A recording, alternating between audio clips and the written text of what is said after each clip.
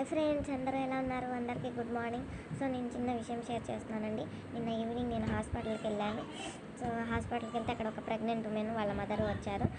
తను ఏం చెప్పిందంటే, అసలు ఎగ్ ఏం తినట్లేదమ్మా, పాలు కూడా తాగట్లేదు, ఆ కడుపులో బేబీ హెల్తీగా ఉండాలి కదా, అసలు చెప్పిన మాట వినట్లేదు, తినబుద్ధి కావట్లేదు అంటుంది. సో నేనేమన్నానంటే, మా మమ్మీ నాకు చెప్పి 20 ఇయర్స్ చెప్పి నేను తినలేదమ్మా చదువుకునేటప్పుడు, ఇప్పుడు అనుభవిస్తున్నాను డెలివరీస్ అయిన తర్వాత.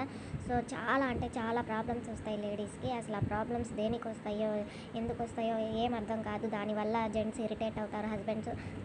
సో అలా కాకుండా ఉండాలంటే నువ్వు బాగా తినాలి, బేబీ హెల్దీ ఉండాలి. నీ బేబీ హెల్దీగా బయటికి రావాలి అంటే నువ్వు తప్పనిసరిగా తినాలి. 1-2 టైమ్స్ వామిటింగ్ వచ్చిన తర్వాత అయినా తినాలి, తప్పదు. నీ బేబీ హెల్దీగా ఉండాలి. సో అదొక్కటే అనుకొని తినాలి. నాకు అనుభవం అయింది, నేను చెప్తున్నాను. సో నువ్వు కూడా అలా చేసుకోవద్దు అని చెప్పానండి. తను సరే అండి. సో నా వీడియో కనుక, నా ఇన్ఫర్మేషన్ కనుక మీకు నచ్చితే లైక్ చేయండి, షేర్ చేయండి, తప్పనిసరిగా సబ్స్క్రైబ్ చేయండి. Thank you.